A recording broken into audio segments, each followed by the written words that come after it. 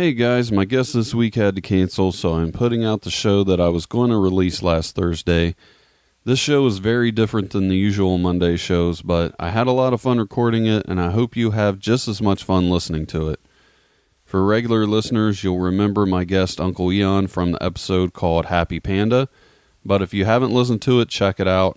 Hopefully I'll have a regular Monday show up on Thursday. Until then, I hope you guys have a great week. Welcome to We Don't Have Cookies with your host, Jason Marshall. Welcome to We Don't Have Cookies. I'm your host, Jason Marshall. With me today is a very special guest. Thank you. We've only had him on once before. Yes. With me today is Uncle Eon. Thank you. Or is it Ian? Am I saying that right? Ian. No, Eon. Okay, Uncle Eon. No, Ian is like a name. Well, so is Eon. I don't remember what I called you now. Eon. E-O-N. Okay. Like, you know what? When I was a baby, I was very, very young. And my mom said to me, Eon, you're taking Eons in that bathroom. And she yelled it out of the kitchen window because at that point we didn't have plumbing. Ah. I don't actually. You know what? That's not why I was named Eon. I don't know, but she did kind of play off it that I took too damn long at everything. No, everything. I took so long. No, as a baby. Yes. When you would go to the outhouse. I think Did I you was crawl not there? a baby. No, I was not a baby. I was Damn, that would have been a hell of a story. Very young. And I remember trying to hold myself up on so I wouldn't fall into the hole. And the putrid odor. You know that I heard somewhere that smell is the closest link to memory. And so to this day, I can smell all that excrement. It is terrible. Terrible. I can attest to that. That's why I started comedy. Is I wanted to just get that out of my system. I had a guest and they were talking about frogs and formaldehyde. Yes. And I can still smell that, even though God knows when it was that I dissected a frog. Oh, so. I can remember dissecting a frog when I was a boy. I got on detention because the first thing that I did was cut its head clean off and then put it on my pencil. I shouldn't laugh at that. That's oh no, it was funny. I apologize to the listener. No, it's funny. It's funny. I mean, frogs aren't really even. So you put it on the head of a pencil.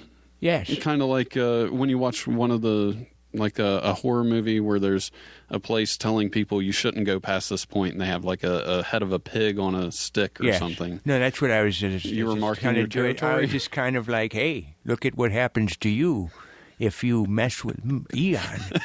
And the bullies didn't really. It didn't. They kicked the shit out of me after that. And then wow. And the whole thing is funny is I was homeschooled. That's what's so funny. And my mother taught me and about 18 other boys. So it was really a school in a home. I was kind of hoping that the bullies were your mom's book club or something. No, they were the cafeteria ladies, and that was a different story altogether. They would use other ways of discipline. Wooden spoons? No, just feed us terrible shit. And it's just terrible. You know, I mean, rolled cabbage. If you were bad. That's not good. Yeah. You've heard of pigs in a blanket? Yeah. This was blankets in a blanket. Wow. It was just really, really terrible. So that's how we would get punished, is that we just have to go sit in a room and eat cabbage all day. And that's why I started doing comedy. Yeah. Okay. Yeah, I know it's funny. I mean, what's awful is sometimes quite funny. I heard something awful happen to you when you were performing comedy that Yes. is kind of an anomaly. Judging by what we've discussed so far, it seems like your life is a series of tragic events. Yes. Oh, that no. are very bizarre. Yes. And while you were on stage, somehow I've never heard this happen to a person. Your mustache fell off. Does that happen much? I told the people I felt genetic so kind of thing? I felt so terrible for the people. I'd say there was about 400 of them. Wow. At the Chimneys show. Or was it the Cats show? And I tried to explain that is a side effect of the medication that I'm on. And later on, the other side fell off. And then later on, I don't want to talk about it, but some more stuff fell off. Okay. And no one saw that, though. Well, that's good. And continues not to see it. So this is a medical thing Yes. from medication. It's not from like a genetic thing. Like you don't come from a long line of mustache falling men. No. Yes. One of my Uncle Harry, ironically, his hair fell out, and he had all his hair on his head, but male pattern mustache baldness.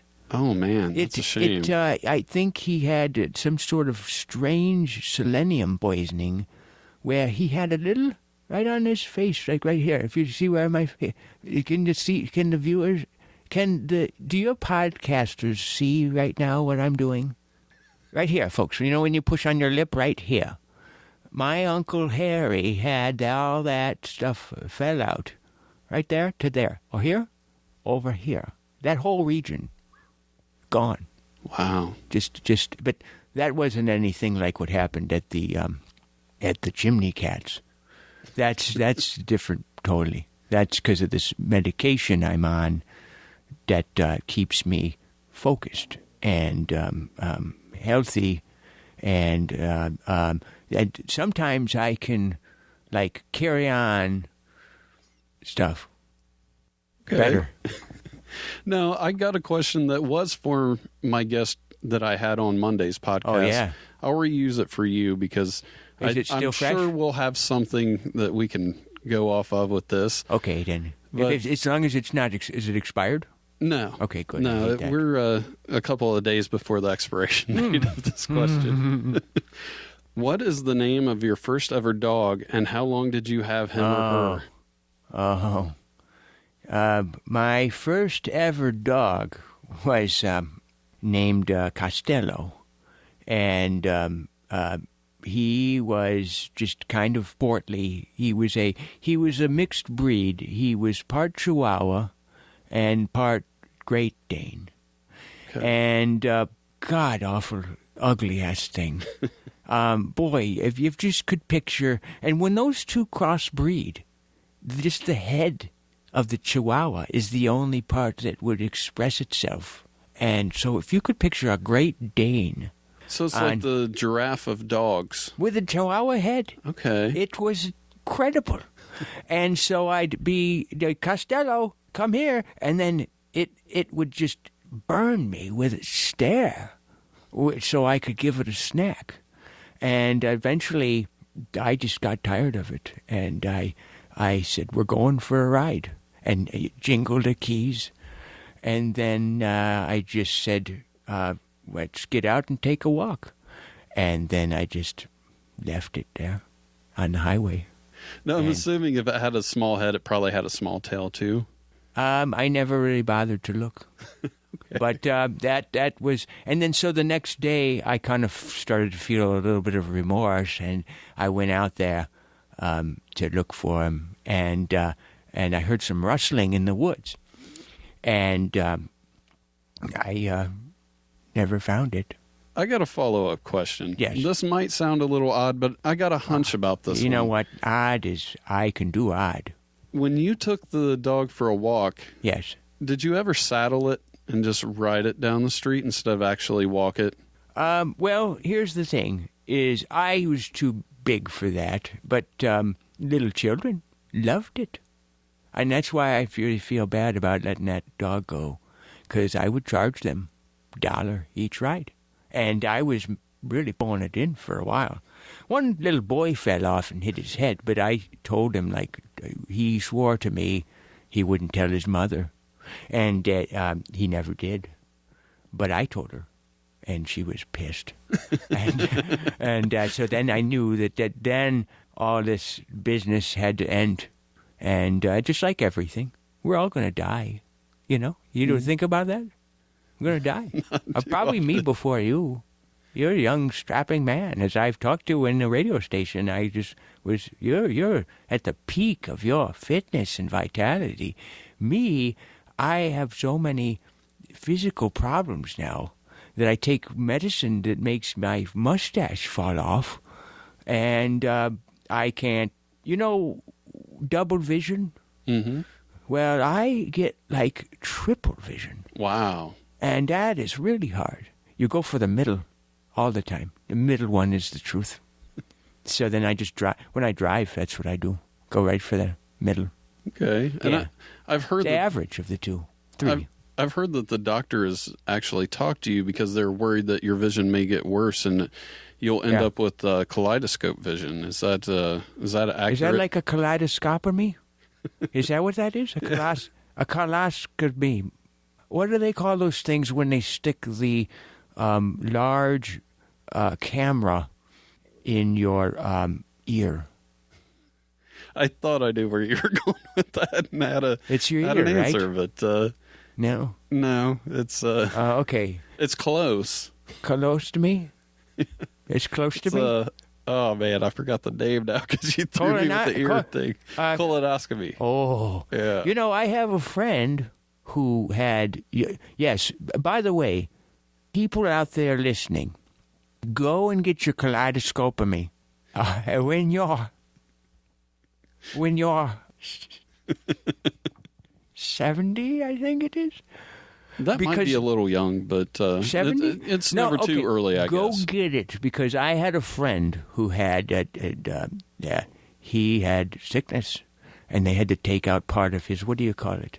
The part where your excrement goes, and then the water gets taken out of it. Your gallbladder. Nope. That's the gallbladder is where they stores bile acids. Oh, okay. It's the thing. It's a long tube and goes around in a circle. Right here. I'm pushing on it right now. See it? Can your viewers see it? I'm pushing on it. Oh, yeah. Right there. And it ends right about here. Right here. I'm pushing. Right now. Right there. Right at the end. Go. You don't have to put your finger I have a friend. There's a lot of nerves back there. There is. But go get your colon. Go get your colon cleansed. My friend wishes he could have done that. He should have. They said, go get your colon cleansed, get stuff put in your colon, coffee, spinach. They grind it and stick it up there and flush it through. Now they had to take part of it out. He has a semicolon. He doesn't even have a full colon. It's a semicolon. And you know what semicolon is? Just to basically say, and this. Well, and he should have done it, is what should have happened. Terrible story. That is tragic. I think they put kale up there. They did a smoothie, and then they just a funnel? Flush it with a smoothie like kale and spinach. That's what they do. They just flush you right out. It's great. Colon cleanse. That's what you've got to get. I thought it was good. Yeah, that's a good PSA for anybody out there that's over 70. You need to get your colon checked out. And your PSA. Get your PSA. Yeah, it's never too early, folks. No, it isn't. And I never do PSAs. Public signs of affection, I think it is. I think that's what it's called for. Yeah. PSA. Public sex affection. Don't do that. Hey, but you know what? Private sex affection, big fan of it. Big fan of it. Come at me, ladies. How are the ladies like that are listening here? You got some foxy women? I would like to think so, yeah. I bet you do. Yeah. Exotic. Any Swedish? Norwegian? We've had listeners all over in Europe. I love Norwegian women. I would like to climb them. I would. They're just so beautiful. Well, I'd watch volleyball in the Olympics. I had to leave the room multiple times. It was just so beautiful. I mean, just slamming they're slamming it. I mean, I'm thinking, I like the women that slam it. Just get up there and they're mean, and I'd like a woman to just beat the shit out of me like that. I'd love one of those tall women in the tight pants, and the knee pads are already there. You know what I'm saying? Yeah. Come see me I don't have any gigs. Shit. Well, that was what I was going to ask you about. Is it seems like your comedy career was going really well. It was on fire. I mean, we had you on the radio, and I thought once we had you on the radio, you were going to go national. Now, you know, what happened is my agent, Bernie Feldstein, he just I'm going to get a little upset. He hurt me so bad. Oh. Yeah. And, I'm sorry to hear that. And all he did was smack me in the head. But it felt like I was in that outhouse again. Just right back where I started. Started comedy. I was getting calls. Ladies? One time a lady kissed me right in the face. You got to be kidding. Yeah, right after a show. Just, you're so... I love older men, and then kissed me right on the face. Wow. And so I'm thinking things are taking off for me. I'm on the radio. I'm getting gigs. And then just nothing. Bernie Feldstein. Just cut me off.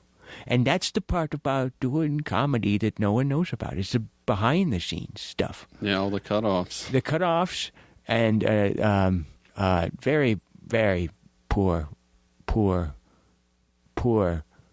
terrible, discontentful, acid-like, terrible, gut-wrenching. I don't want to talk about it anymore. I don't think I want to talk about it anymore. Well, let's talk about it. Okay. Let's talk about it. Let's get it out. Yeah. Yes. That's the only way to heal yourself is to start the process. Healing is like I need a colon cleanse for my comedy. Yeah. So there's probably bookers out there. Yeah. That's what we should do. Norway. We'll put the information out there. If you would like to be Uncle Eon's manager, just send an email to Jason at WeDon'tHaveCookies or leave a voicemail 929-266-9342. Yes. This man's ready to go. He just needs somebody to take him to that next level. I know, and then it's great. Thank you for having me on, but I'm struggling right now, and I think management is what I need. Yeah. I just Bernie, and don't be all Bernie Feldstein about it. If you just cut me loose, but don't hit me. You know? And I know you have a lot of material for cruise ships that I could do cruise ships, barber shops, sandwich shops, assisted living centers, police stations, prisons, coffee shops. You know where you would be really good is there's not a lot of them around, but I think it would just be tailor-made to you is skating rinks. Skating rinks? Because you could just stand in the middle and they could just circle around and laugh. They got the lights right there. Just hook me up with a PA. Yeah. I was this close. Did your viewers see how close? This close. That is very close. To just going to an off-ramp off of I-70 and just barking jokes at people. Wow. That's where I was going to do. It was just going to be like free jokes. And then someone would hear it, and they'd be like, this guy, I like him. And then that was going to be what it was doing. But then you invited me on this podcast, and I expected things that you're going to back again. You got to go down a crevice, deep in the crevice, before you can come back out. It's the ebbs and flows of comedy. It is. If you don't go in the crevice, then you can't go back up and out of the crevice. You ever been in a crevice? Yeah, quite a few times. I've been in a few crevices. And it's not fun. Sometimes it's fun. He could be like, hey, I'm in the crevice. Where can you go from the crevice? Yeah. Out. And it's Out. hard to believe nothing more came because, yes. I mean, you were emailing. I was crushing it. Yeah. And one time at the Chimney Cats show, there were 427 people. And after the show, they were standing and clapping, and balloons fell from the ceiling. And I think there might have been confetti. And then they picked me up off the stage and carried me out on their shoulders and paraded me all the way down the street. Can I ask you a question about that show? Yes. I heard a rumor. I'm not sure where I heard this from, but I heard a rumor that a woman actually kissed you on the face at that show. Yeah. Oh, they were kissing me everywhere. And we haven't talked about that yet. No. Yeah, she came and kissed me right on the face. That's incredible. Yes. And then, now I didn't tell you this. I had an agent for a while. No, we haven't. His name was Bernie Frankenstein. And he was the best agent ever. And he was nice to me, ever. There was never a time he wasn't nice to me. And then he died.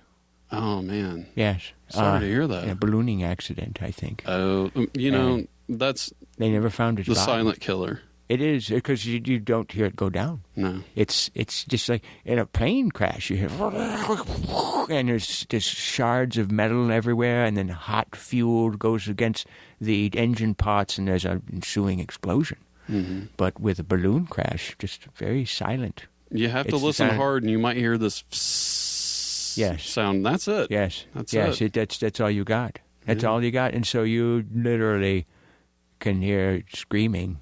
Probably, poor Bernie Feldenstein. He's actually, no, yeah, he was a nice guy. I couldn't get a better agent than that. No. So now I'm looking. And so if you'll notice, I dressed up very nice for this. Mm-hmm. I've maybe your viewers could see that I have a suit and tie, a pocket square. Pockets, yes, and a trilby hat on, because got to class it up. I will come to your whatever, police station, barber shop, sandwich shop, coffee shop, any kind of shop, and a shop, and I'll do comedy, even while people are working. Wood shop. They'll get so distracted, they will cut their fingers off accidentally. That's how funny I am. I have a great idea for you. Yeah. You should do a show at a place that sells cell phones. Yeah, so while you're doing it, everybody can get on their phones and call their friends, and then word's just going to spread. It's going to be so much better than doing the podcast or radio show. Yeah. Because it's instant word of mouth. That's and right. you don't know who they're calling. It could be somebody famous. I like that idea. And these cell phone things is something. Now, you know what also I would like? Is if somebody could, what if we had these things that, like boxes, and they were all wired to each other, and you could, send a letter, and then instead of it going through the mail, you could just send it, telepathically, and it would arrive at the other person's box, and they'd say, "Hey, how you doing?" And you'd be like, "Hi, I'm fine." It'd be like that. I see where you're going, but I think you would need to call or text the person to let them know to look. To look at it. Yeah. Yes, I suppose so.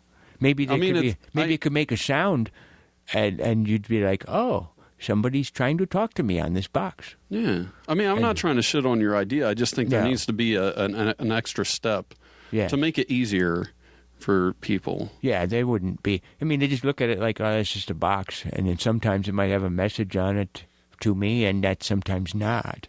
And you don't know what those numbers mean on the box. Maybe it's that box's birthday and it's 13, and you just keep going on about your day, and you don't know you missed anything. That's right. Yeah. And as a matter of fact, if it's 13, you might not even want to look, because that's unlucky, actually. You don't want to open something for with me. 13. I don't go down to anything below 18, because that's just unsavory.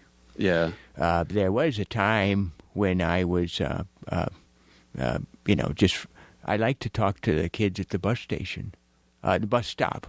And then the mom came out and said, you should not talk to the children. And I'm thinking, yes, because I don't want to distract them from their studies. And they're probably like, this guy's so damn funny. Yeah. And all I want to do is give them a little bit of candy, but then that's probably to get hyperactive, bouncing off the walls. That's our future of America and other countries if they move there. You don't want to be the catalyst of their diabetes either. No. So then I told the mom, I said, I'm sorry, I'm talking to children at the bus stop. I'll just go down to another bus stop. But then I decided, well, there's probably the same problem there. So I stopped visiting children at the bus stops because of that. And I was telling them jokes. And, that's the thing. And I never talked to the cute ones more than the ugly ones. I talked to all of them equally. And, so the kids that were kind of pretty looking, I didn't talk to them any more than others. So that you can't tell me anything that was that was improper was going on. Because I was talking to all of them, just the same. Have you ever thought about doing a show on a Greyhound bus? I mean, it's literally a captive audience. That would be good, yes. You got them for a while. And actually, I like Greyhound buses because when I go in the bathroom, it reminds me of when I was on my outhouse. It's just like that. And I'd be happy to do a show on a Greyhound bus. It would be great if you give me a megaphone. We could just use the driver's intercom or PA system there. That sounds just fine. And so get at me, anybody who's watching this. Yeah, if you're interested in booking Uncle Eon. Book me. I'm around. I can travel. I'd like to go to where the Norwegian women are. I'd love to do a show. Bachelorette party. That would be great. Yeah. I'd be willing to, I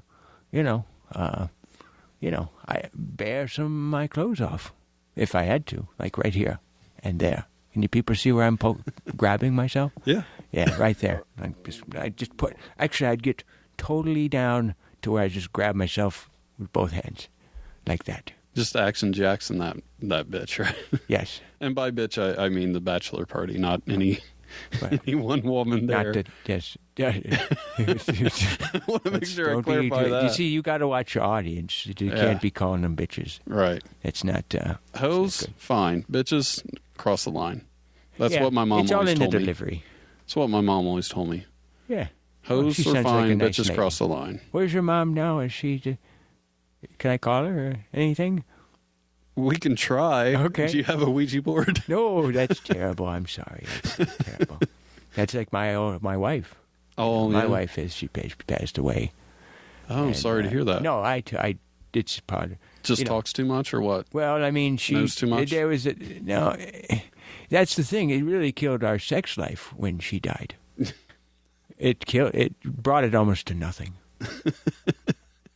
Really, really tough, awkward. So then, that's the thing. Is just her ashes are on my mantle, and she's just there, with me in spirit, and in her combustion products. Yes, so that it's inspiring. Sometimes I put a little sprinkle of them into my pocket when I'm doing a show, and I'm saying, "Hey, honey, you want to come to the show with me?" And I just sprinkle a little bit of her ashes into my pocket. And it's like she's with me, because she is. She's with me. She's in my pocket. And then I try to empty it out later so that I can only do that so many times. Yeah. There's a finite amount of her ashes in there. And that's so I'd only do it for special shows. Like when is the manager going to call me yet? Is the phone ringing on that thing? Not yet, but I'm Is that a switchboard there? I have it on airplane mode. So well then it should be here in a hurry. I'm kind of worried that when I take it off airplane mode, I'm probably going to get bombarded.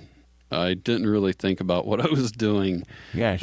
Because I can't imagine anybody wouldn't just jump at the chance, because you're one of the few people who want to do comedy to be famous.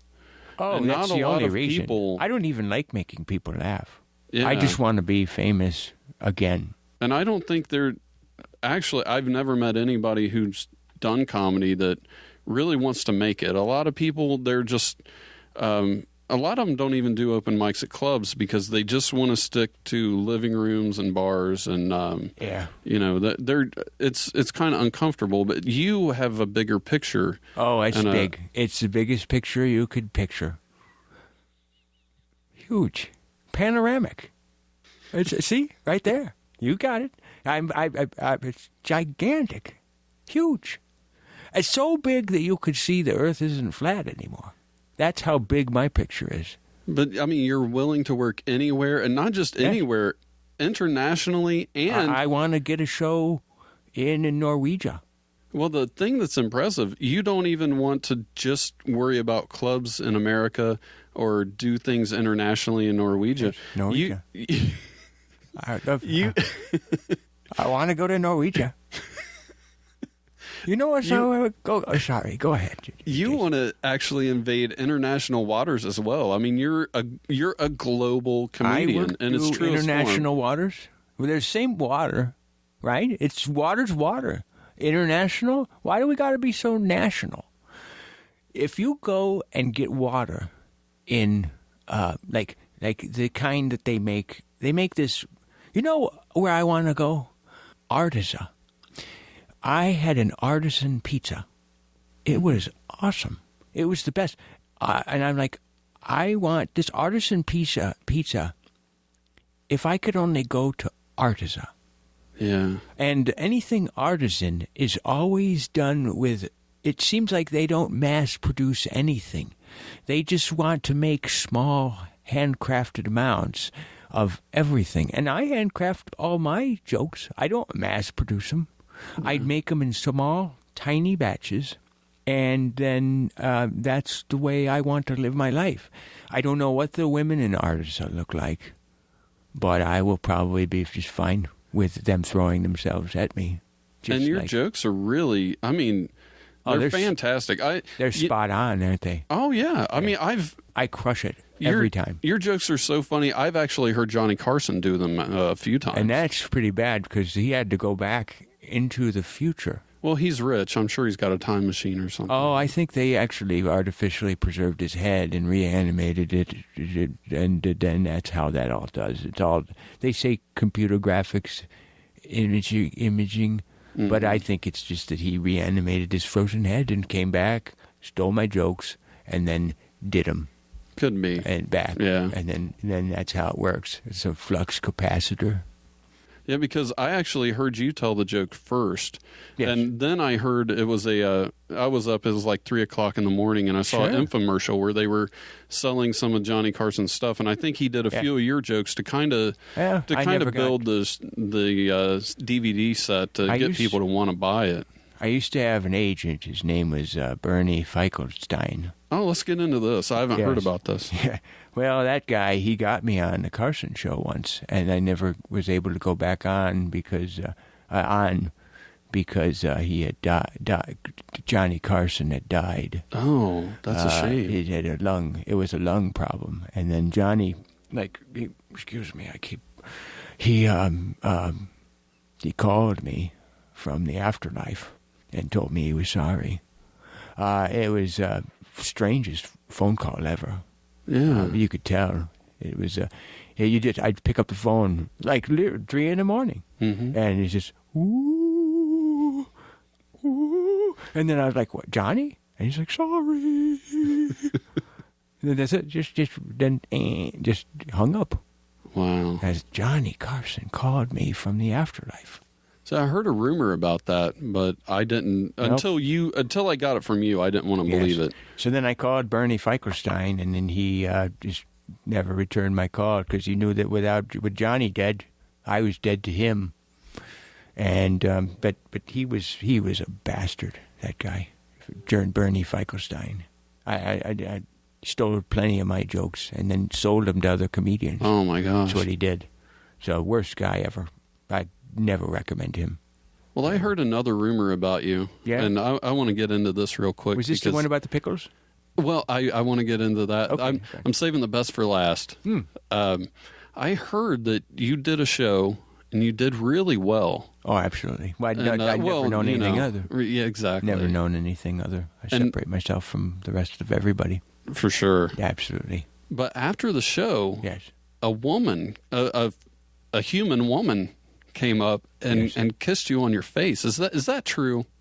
I don't think so. Yeah. I don't think it happened. Okay. Yeah, I mean, because I'm a very private person, and I don't like these private sex acts, PSAs.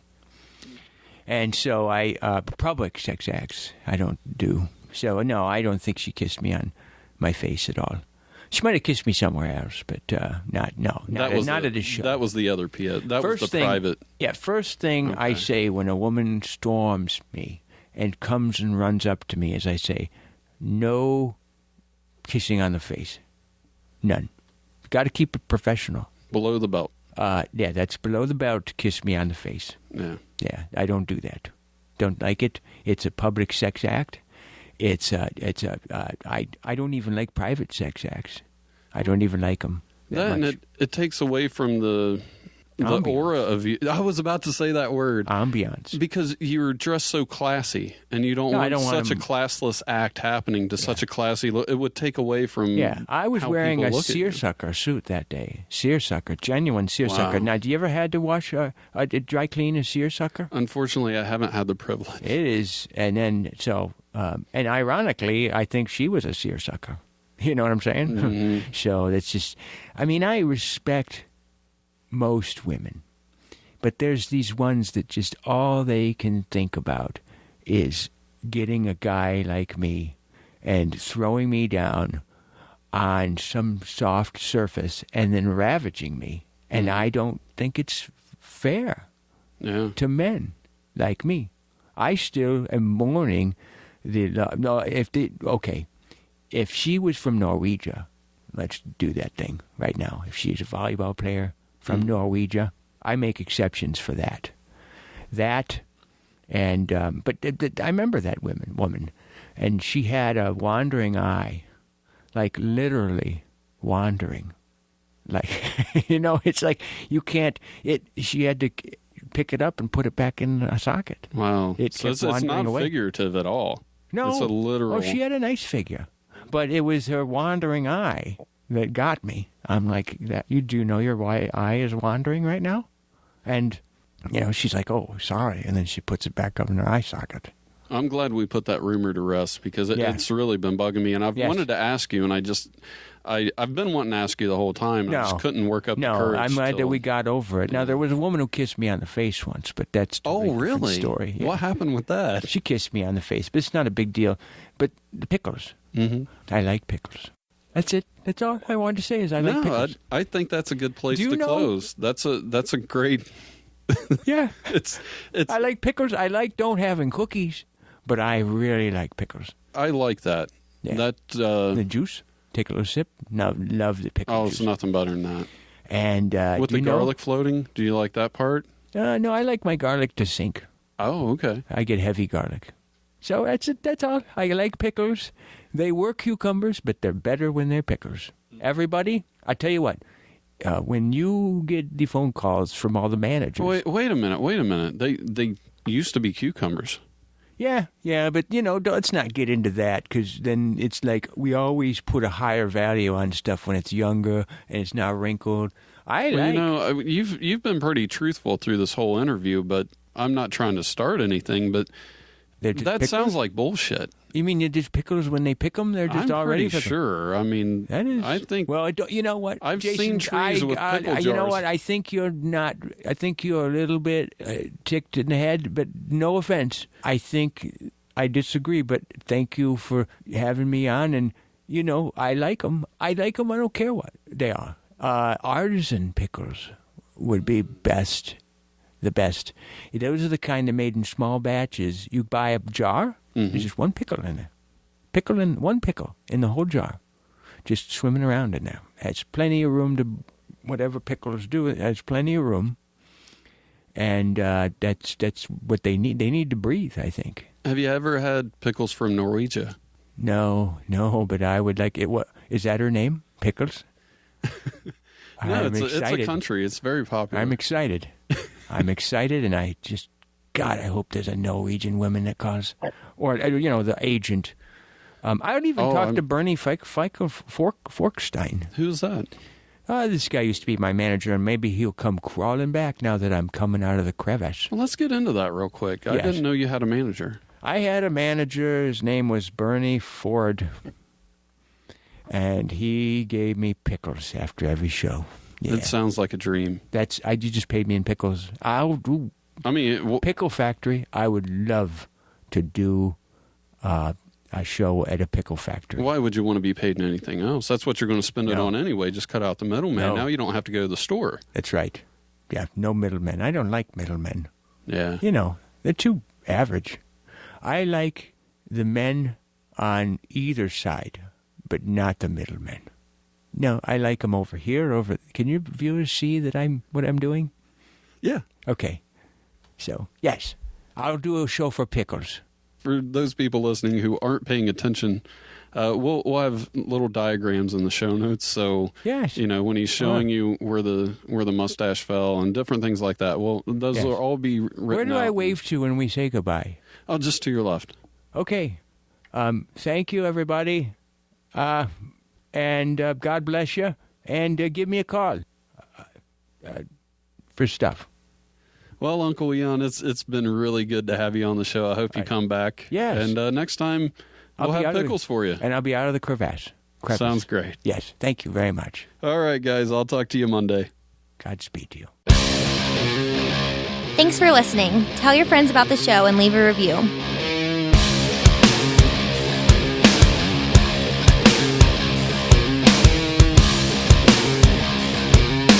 When I was a baby, I was very, very young.